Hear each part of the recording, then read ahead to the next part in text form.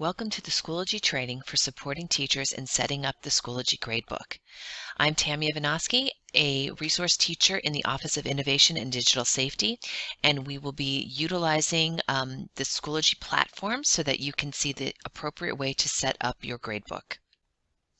All of the resources for this training can be found in Schoology in the BCPS Teacher Leaders group. In Resources, you will find a folder with the name of this training. It's a black folder. Inside you will find all of the training materials as well as resources that you can print for yourself or your staff. This group will be sunset on the 21st of September. So resources will be put into the Schoology Professional Learning in BCPS group or into the STAT teacher group as appropriate. Here we have the I can statements that we'll be going through in this course, illustrating the appropriate gradebook settings for my school and adjusting as appropriate, describing the grade scale used in your specific school, demonstrating how to use gradebook exceptions in the gradebook, illustrating various options and menus in the gradebook, including the views and bulk edit options, and demonstrating the use of factoring. We'll start with the gradebook settings. In order to access the gradebook settings, you want to go to the Grade Setup on the left side menu, and you will find a page that looks very similar to mine depending upon your school. The primary gradebook has final grade settings set to BCPS Primary Achievement Scale, and also on the right-hand side of the screen, the scales will be set to BCPS Primary Achievement Scale. Most settings were pre-selected for you by BCPS with Schoology and are appropriate for the school you are in. We'll see as we look at the secondary level what areas you can change and should not change within your school. If you are a primary school, it is important to note that your control grading columns in Gradebook should have the two check marks that you see on your screen. Below that, you will find your visibility settings, and your visibility settings should be checked off at Hide Overall Grade Calculated column. And the final checkbox on the page, Display Text Only in Score Displays, should be checked for primary grade settings. The grade settings for 4 through 12 have also been pre-selected with BCPS in conjunction with Schoology, and they should be set to the Gradebook Scale BCPS 100 point, as well as the scales on the right-hand side to BCPS 100 point scale. Where you would see that differ is if you were a 4-point school, and very few schools are the 4-point school that is a pilot, you would see 4-point scale in final grade, and you would have selected the 4-point scale, which would be starred. Again, this would have been done by BCPS. The only change that could possibly be made here would be if a school has been designated by their administration. The principal themselves has said, we are a 50-point grading school. The final grade settings will stay at 100 point, but the 50-point grading scale will not be used at all. In terms of the checkboxes near the bottom of the page, they should remain as BCPS has set them. Hide Course Grade Calculated Score column, as you see here. Below that, the visibility settings should be Hide Overall Grade Calculated column, and that should be the only boxes that should be checked on your screen. The following image, which is located in your resource folder, gives a clear example of what should or should not be adjusted in your gradebook settings. Your blue area should not be adjusted. This is already set by Baltimore County Schools to the appropriate settings. There's no need to do anything. For most schools, you will not touch anything in red. The only thing that you may touch would be if you are a 50-point grading scale school. Again, as I said earlier, this would be designated by your principal. You would make the star go into the BCPS 50-point grade scale just in this area. Otherwise, this is set appropriately. Do not, under any circumstances, use the numeric scale you see at the top of the page. That is not a Baltimore County scale. That is a Schoology scale. We are not using that. If you choose to use that, you will be sorry, as grades will not be uploaded to the SIS system, and it will cause many problems and headaches as the quarter comes to a close. The purple area at the top of the page is the page where teachers will be able to make some adjustments. Categories and weights can be changed per grading and reporting procedures or curricular area. There are some curricular areas that have specified that they have particular categories they would like to use or weights they would like to use. If that is the case, this resource can also be found in the same folder I referred to earlier. And you also can check with your curricular area or your department chairman. They will tell you if those need to be changed. In most cases, they will not. Where teachers have the most flexibility is this final column with the stars in this area. Teachers will be able to select what they would like to use as their default category. By this I mean when a teacher creates a new assignment, test, quiz, discussion, or grading column in the gradebook, what will happen is when the box pops up, it will show first whatever the default is, and the others will be part of the drop-down menu. So you'd want to select for your default the one that you use most often, just to simplify grading. One further point I'd like to make is that if a teacher decides to add a category, they want to make sure that they are adding the categories by points, not percent. It's important because we are a school system that looks at things through point value and then weighs those categories. That is set as the default. Do not change that. To further explain my last discussion, I am in my gradebook now, where you can see that I have my categories and weights at the top. If I wanted to add a category, that's where I would do it. Again, most people will not need to do that. This is by curricular area. And notice it is calculated by total points. That's what I want. I do not want percent. I want to keep it at total points and create that in that way. Here's where I can make the change as to what I want my default category to be. On this side of the screen is where I can see my grading scales. As you can see, mine's set to a 100-point grading scale, and my final grades are set to 100 points. So I'm set to the regular high school scale. If my principal decided we were a 50-point school, I would make the change here. As I said, the primary area, K through 3, they would see the primary achievement scale. They should not have to make any change there, and it would be a star on this side. And then our 4-point schools would be 4-point here and here as well. My course you're looking at is not a regular course. This is a test environment course, so my weights are not the same as yours will be. Yours are set appropriately again for your school. You will have 4 quarters and a final exam as necessary, or some people have semesterized courses and a final exam. And then you can see that what my categories are that are selected. Again, if I were an elementary school, I would see this and this checked off as well. But it should be done for you. If you had made any changes to these weights or categories, please be certain that you scroll and click the Save Changes button. Once you've saved and your teachers are happy with the way their gradebook looks, they might want to copy their settings to other gradebooks as well. So they can select the gradebooks they want to copy to and click Copy. It's important to note that they will copy the settings. It will not overwrite the ones that are already there. So in order to get rid of those, the teacher will have to go to that course or courses and actually hover and X out the ones that they did not want.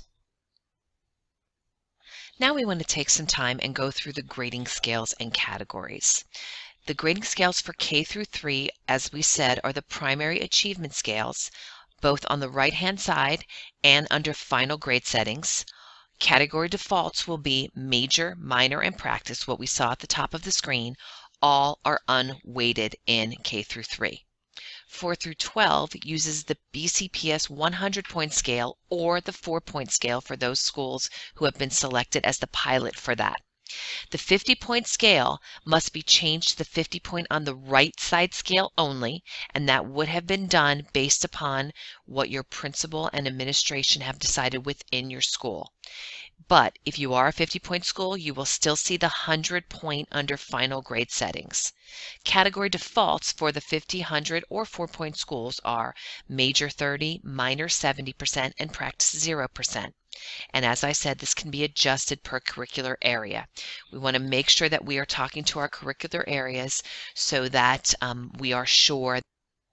Just to reemphasize, digging a little bit deeper into the scales, the Schoology Numeric Scale, the ones that are on the scales are the ones on the right-hand side of the page at the top where the little stars were. Don't use the Schoology Numeric Scale. That is not a Baltimore County scale. Again, I stress, not a Baltimore County scale.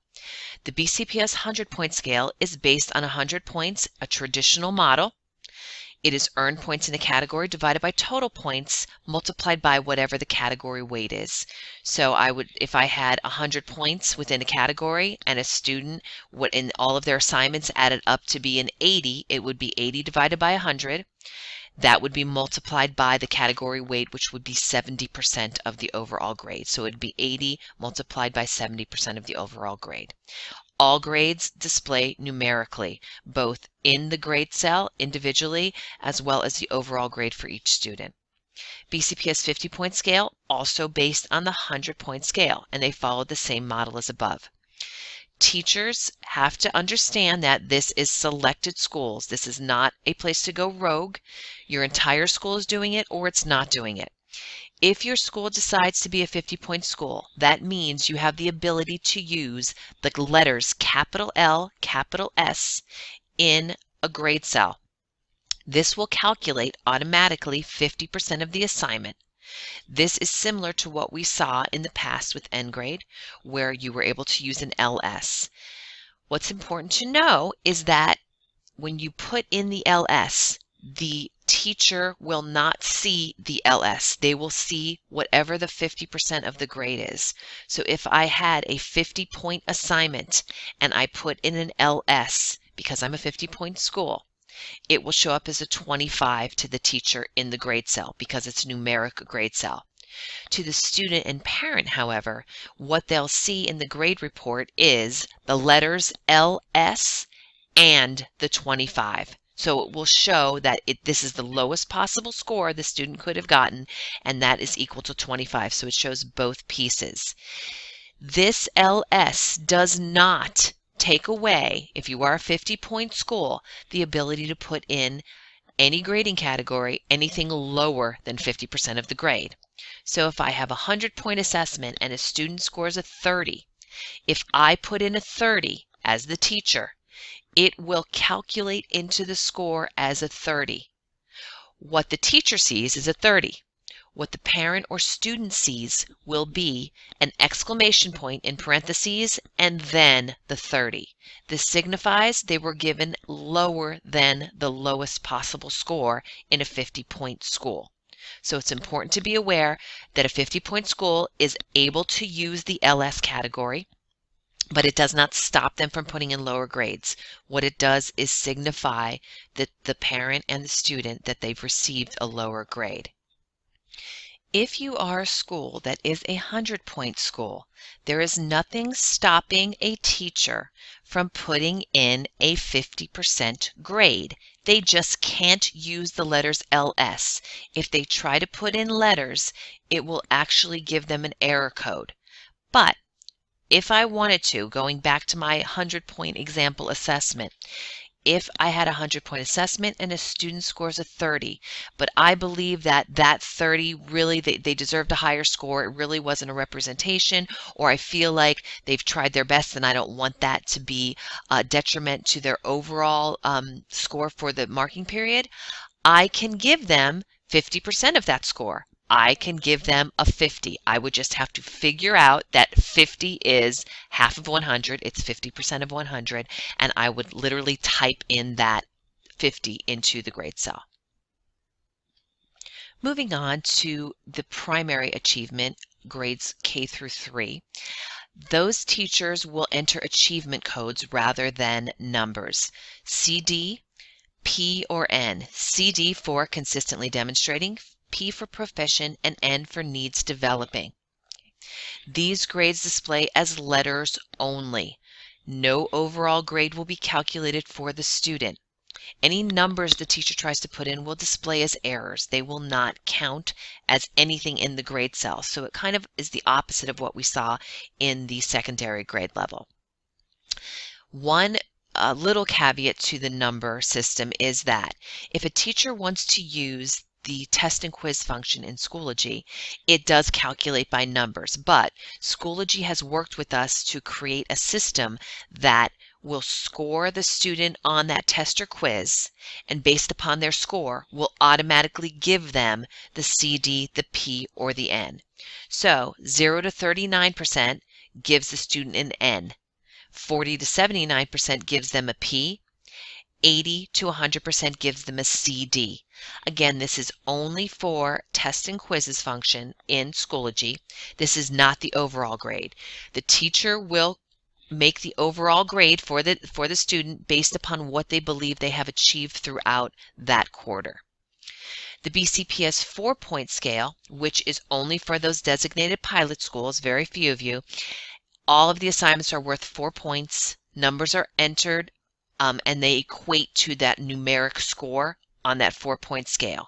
So for example, an A would be a 3 to a 4, a B a 2.5 to a 2.99, a C a 2 to a 2.49, a D a 1 to a 1.99, and an E a 0 to a 0.99. Then those will be calculated by weights as they were in the other high school or 4 through 12 areas. Moving to grade exceptions. Grade exceptions were introduced through the new grading policy, and we use them with NGrade. We will continue to use grade exceptions in Schoology. They'll just be done slightly different. Now, we talked about the LS, and we know that that is only used by the 50-point school, the letters LS. For all the other grade exceptions, excused, incomplete, and missing, as you see on your screen, those will be done a little bit differently. We will no longer be using letters for those in the grade cell. Excuse, just to go through these, does not affect the student's overall grade. A dash will show in the grade cell, and I will bring up the gradebook in a moment to show you what that does look like. Excused will probably be the least used of the grade exceptions because excused is probably used in cases that are a little bit more odd. For example, you have a student that was absent for a few days. They come back to school and they say, you know, I caught up on my work. I looked on Schoology in the folders and I did the readings. And I know I wasn't here for the discussions in class, but I think I'm ready to do the assessment. And you give them the assessment, and they prove in the assessment that they are proficient or beyond, and you feel like, you know what, they got this standard, they're good. So you're not going to make them go back and do some kind of classwork or worksheets or things that would just prove again something that they've already proven to you, that they have met or exceeded the standard. So you might give them excused for those assignments that they didn't do. The incomplete, just like excused, does not affect the student's overall grade and also shows as a dash in the grade cell. Has a little different symbol with it, which we'll see in a moment. But you're using that as a placeholder. Incompletes are changed to other things. So you're waiting for a student to turn something in, and good news is they do. So you may have given them an incomplete because you were waiting a little bit long, they were late with the assignment, but now you put in the actual score that they earned on that assignment. What also could happen is that the student decides they never turn in that assignment. They don't want to do it. They refuse. You might change that to the last grade exception, which is missing. Missing counts as a 0 and shows as a 0 in the grade cell.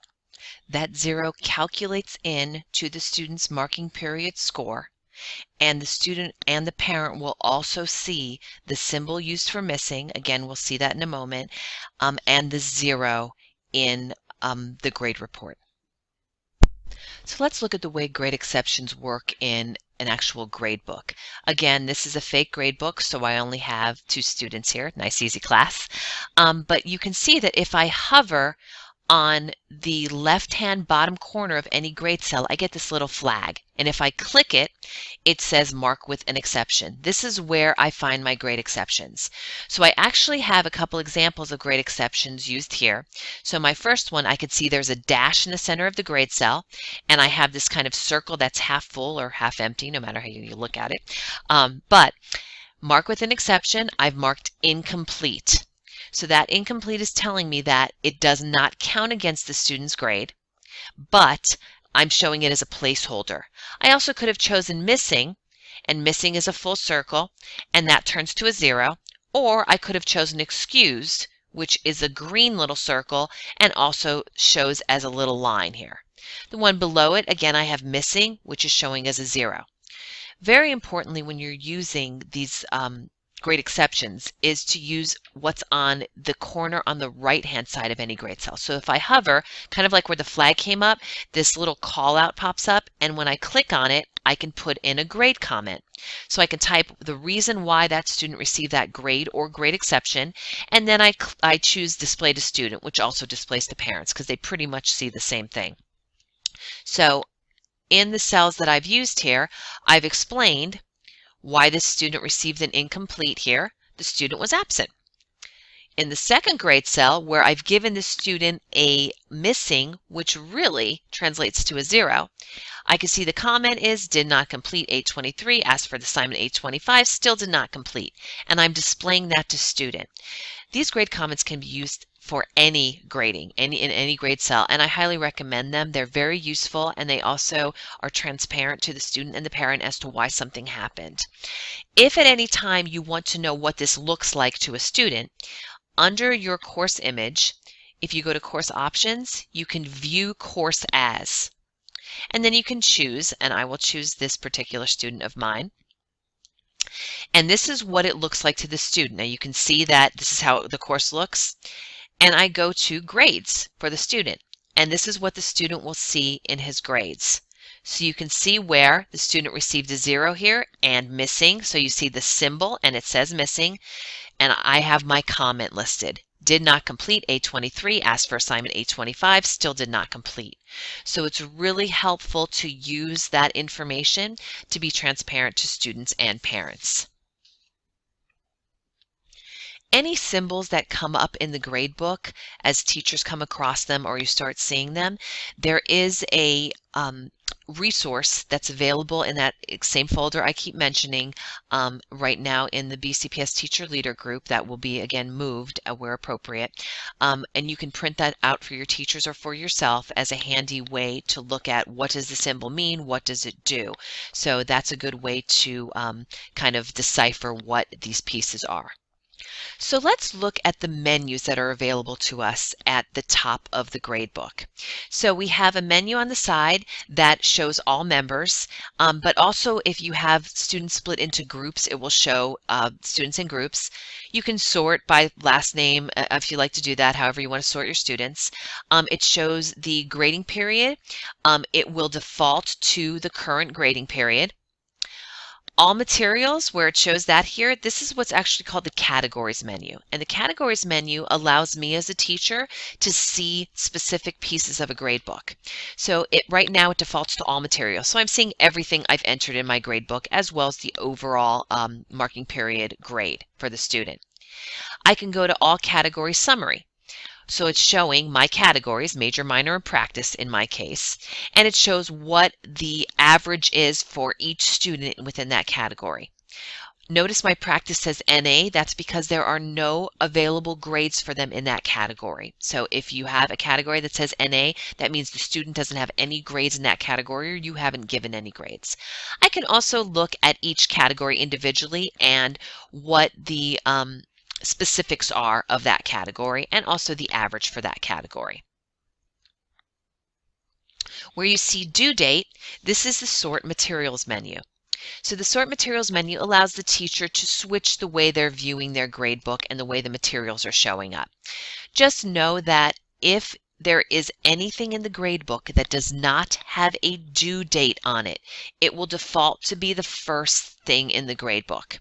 So if I look at this column, I can see that I do not have a due date selected for it, so it is my first column. So please be aware, this column, please be aware that if your teachers are trying to flip things around, or you are in your gradebook, that you won't be able to do that. If that particular column you want it moved, it doesn't have a due date on it, you can't move it. The View menu has really nice options on it. One of the things that has been a point of contention is this, which is the checked off area here, Show Grading Scale. This is the default through Schoology. We cannot make a change to that. But if I click in any grade cell, it gives me this grading scale. Grading scale. The grading scale is what is available to you as a teacher, so you can click in it and it will automatically put that score in. This is really nice for elementary because it will actually do that CD, the P, and the N. But for high school or 4 through 12, it seems to be a problem for teachers. So all you have to do to get rid of it is unclick it. Notice now the check mark is gone, and when I click in a cell, it doesn't give me that little box that pops down anymore. Showing full tiles, nice way to see the entire name of an assignment if you're interested in that. But what I like is this highlight cells area, because it actually counts up different cells that are incomplete, missing, excused. You can see the options that you have here, and it lets me click on those. So let me see my incomplete. It actually highlights that cell where I have an incomplete marking there. To get rid of that cell being highlighted, all I have to do is click off of it. If I wanted to see I have, oh, not submitted, I have 17. These aren't great students. I click on it and I could see all of the areas where I have unsubmitted assignments from my students. Again, to get rid of it, I just unclick it. Moving on further right, we have this little plus symbol, and this plus symbol is the Add Items button. This allows me to add assignments, test quizzes, and discussions directly from the gradebook, just as I would on the materials page. Be aware that when you add them in the gradebook, they do go onto the materials page and they will end up at the bottom of the page. You'll have the ability in the materials page to drag them, drop them into folders, or move them where you see fit. The last selection is Add a Grade column. This is going to be used when you have items that are not done through Schoology. Many assignments will not be done through Schoology. You may have resources in Schoology, but ask the student to create something by hand or write something on paper and pencil. So if you have that, you don't have a grade column in Schoology ready for you because those other assignments are digital, all you have to do is create a grade column, put what the name of the assignment is. You also want to add your category right here, and notice minor was the category. If we go back to when I selected what my default was way back in my gradebook settings, minor came up, and then I would just create it through here. The next area are my 3 dots right here, which is called my More Options menu. Here I have a few options. I'm going to start from the bottom. The import, we are not going to be using that for any purpose, but the export column is going to be used if you decide that you would like to export your gradebook. What it does is it becomes a CSV, or a lot of people like to call it an Excel file because you usually save it as an Excel file and it looks very similar. And you're able to export the entire gradebook and the grades that are in there and the assignments for the students in the entire class. Not really necessary because you can come in your gradebook and look at it, but it's nice if you wanted to export all the students' names, then just delete the columns you didn't want, and there you have a class list. Print reports will allow you to print reports for each student individually. You won't have a lot of use for this because it's exactly what I showed you earlier where when I went to the student view, it prints exactly that page. So you may have some use for it. If you do, that's where you would be able to do that. The bulk edit function is the one that I wanted to discuss with you. The bulk edit feature allows you to see every item in your gradebook and the specifics of those items, and also make changes to those, which is a nice feature. So I'm just going to start from left to right. If I look, I see a little symbol in front of each assignment which signifies the assignment, but what it also does is if I click on it, if the assignment is through Schoology, it takes me to that assignment. I'm able to change the name of the assignment through Schoology. I'm also able to publish or unpublish with this little check mark. A published assignment means it's available for student and parent view, and unpublished means that it is not available. So you can enter things in Schoology and in your gradebook that you may not be ready for parents and students to see because maybe they're upcoming assignments. You want to surprise them with it at a later time. So you just unclick that and that will take it away for that purpose. You can change your category. So for example, I have an ungraded, which is not a good thing. I never want to use that category. The ungraded category, it will not allow you to put any kind of grade comments in or make any notes, so you don't really want to use that category for anything. But let's say I want to change it to a minor assignment. I can do that there. I could change the point value of each assignment, the factor, which I'll get to in a moment. Most of the time you're going to have your normal grade scale that you've used, but you can also change it if you wanted to change it to a rubric. You can do that as well, but this is not the time or place for rubrics. I can put in a due date. Now, a moment ago I showed you how to do a grade column.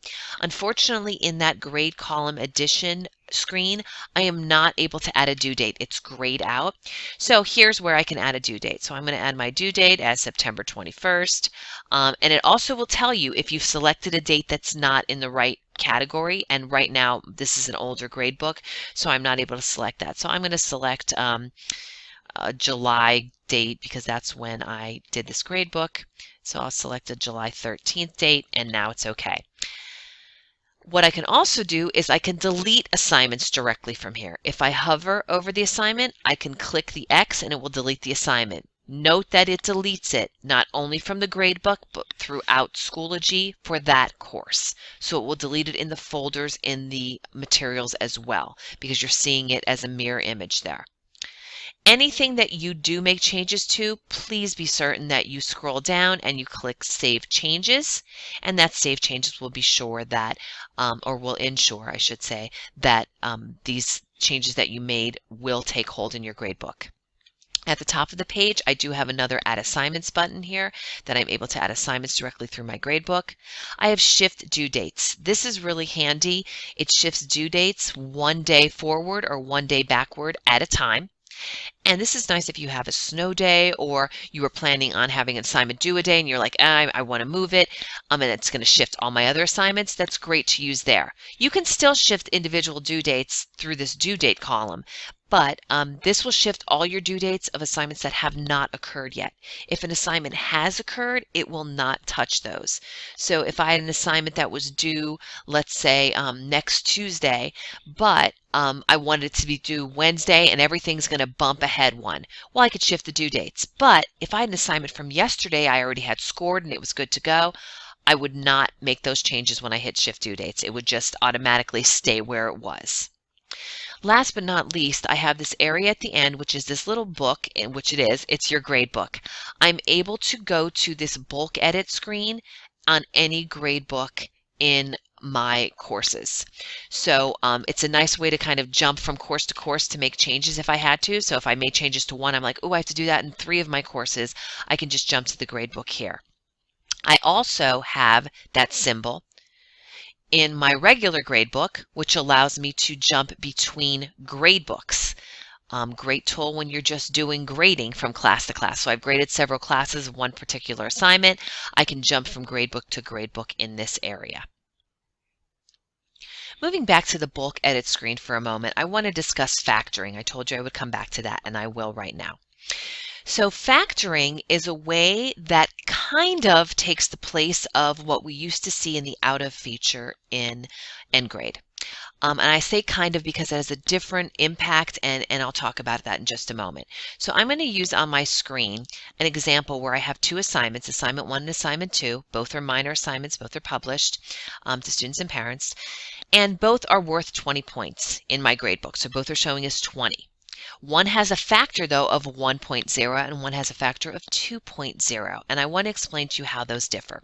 So in order to do that, I want to first start by saying everything in the gradebook starts with a factor of 1. And that's because anything times 1 is itself. So I have a 20-point assignment multiplied by 1 means this assignment has a value of 20 points in the gradebook. But the one below it It's showing in the gradebook as 20 points, but I put in a factor of 2. So 20 multiplied by a factor of 2 changes the value of that particular assignment, assignment 2 in this case, to be worth 40 points. So it's worth twice as much as the one above it. I want to make sure that you are aware that when you do this, it is not in view for students and parents. So you want to be very transparent that this assignment is worth twice as much for whatever the reason is you're choosing. This also is not available to the teacher unless they look at it through the individual assignment itself, or they look at it on this bulk edit screen. But in the gradebook, it's showing as 20 points. It's just factoring into the overall grade at a rate of twice as much, so 40 points for the student. So if you don't want to do that because you feel like who would know that that was happening, just change the score to be 40 points and make every single problem or every task out of 2 rather than 1. But that's up to you. One of the things that the out of feature was really helpful for would be for I know in secondary, and speaking as a former secondary school person, and I'm sure this works in primary as well, but if you have rubrics. So I have the example here that I have a 4-point rubric, which is used quite often. So I have a 4-point rubric, but I don't want it to be worth 4 points. It's an assignment that I feel like should be worth a little bit more, so I want it to be worth 30 points. Well, before in end grade, we were able to put the 4-point assignment to be out of 30 points. So the value was 30, and you know, we changed the out of feature. But here we can't do that. So we're showing the assignment to be worth 4 points, but we have to be a little algebraic here and figure out what factor do I need for this assignment to be worth 30 points. So this 4-point assignment, I want it to be worth 30. I have to do a little backwards solving for x. So I want to solve for x, which is my factor here. So to figure out the factor, I take my 30-point worth, the value of the assignment, divide it by the points showing, the 4-point rubric. 30 divided by 4 gives me a factor of 7.5. So now this 4-point assignment showing is factored into the grade by multiplied by 7.5. Again, I'm stressing that the parent, the student, and the teacher in the gradebook are not seeing that. All they'll see is a 4-point score that is somehow factoring in more heavily into the student's overall marking period grade. Last but certainly not least is at the bottom of every Schoology page. It doesn't matter if you are in a test or quiz, if you're in a gradebook, if you're in a group, there is a black bar that says support as one of the links. When you click support, it brings you to this BCPS 1 support page. Your first option, if you are struggling and you're like, I'm not sure what to do with Schoology, I'm confused, before you make yourself crazy or start asking everyone questions and waiting for that response when you really want that immediate response, click the Schoology Help Center. All you need to do is go to the search bar. You don't have to select anything here on the side or instructor or student, it doesn't matter. Click the search bar and type in whatever category you're looking for. So since I'm doing gradebook, I'm going to type in gradebook, click enter, and I see that it gives me all kinds of resources for the gradebook, and also it gives me community questions and answers. So I know I use this quite a bit when I look at the resource and I'm like, that's not quite what I was looking for as a response. I end up finding someone crazy like me who has a question that no one else would have asked, and sure enough, that question is there and there's some type of response from people at Schoology for that question. So you might want to take a look at that as well. If you still cannot seem to find a response, you can certainly reach out to your stat teacher. If you are a stat teacher, you can reach out to your resource teacher. And then also you can click BCPS Serve down at the bottom, the symbol on that support page, and that will allow you to make a ticket for that, which actually will come to the resource teachers. So if you have a problem that we cannot seem to solve, it will go to Schoology and we'll try to solve through them that way. So this concludes this training, and just so that you're aware, those resources are available to you through the BCPS Teacher Leader Group, again, which will change later to the Schoology group. But also, you want to make sure that you are reaching out to your stat teacher, stat teacher reach out to your resource teachers, and letting us know what kind of problems and issues that we're having so we can help you to solve them. Thank you for your time.